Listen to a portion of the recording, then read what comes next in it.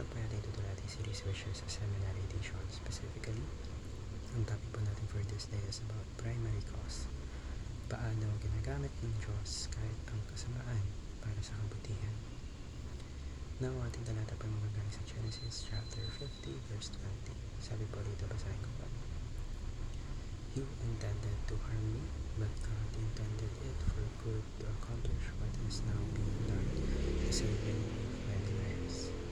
Now, upang ating mas manuwan kung ano sabihin ng talata ng ito, at upang mas maintindihan natin ating devotion, ngayon po tayo padala ko sa ating teachings for today. So, si God po, He is the sovereign ruler, and siya ang kumbaga siya yung primary cause sa simula po sa creation ng universe to the smallest details ng ating mga buhay. Wala pong pangyayari na hindi po alam ng Diyos. Lahat po ay sakop ng Diyos. He is powerful. He knows everything. He does not operate by luck. He does not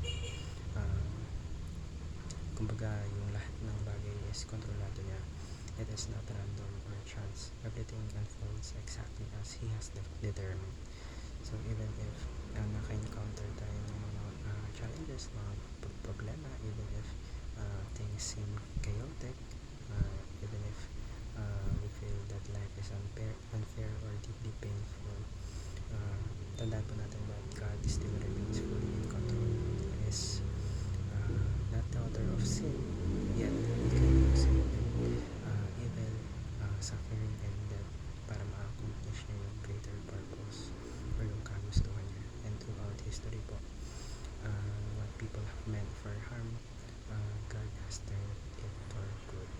So ginagamit niya even yung sin, even yung suffering, ginagamit niya to turn it for good.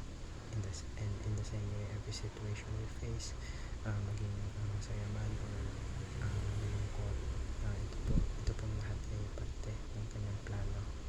Always remember po that God is in control, so all we need to do is to trust Him because He knows everything.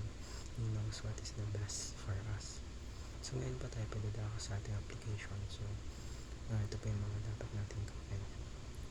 So dahil nga po ang Diyos ay ultimate above all. He has the control over everything. We can face life's uncertainties with unshakable confidence.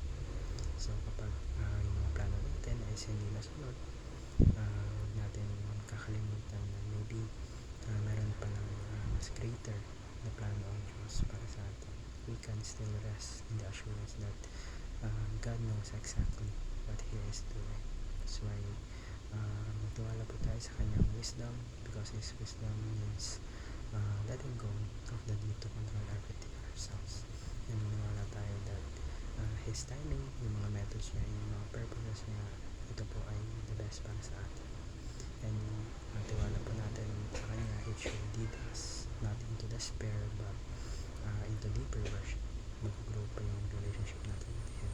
And because even in the hardest times, may mga challenges let's remember that God doesn't work. He is shaping us. Through it, we are growing our faith and fulfilling His eternal plan. And instead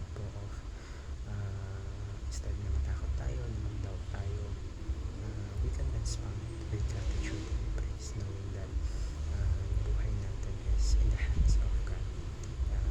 And huwag natin kakalimutan, let's always remember that God knows everything. He is in control of all, and ang Diyos po natin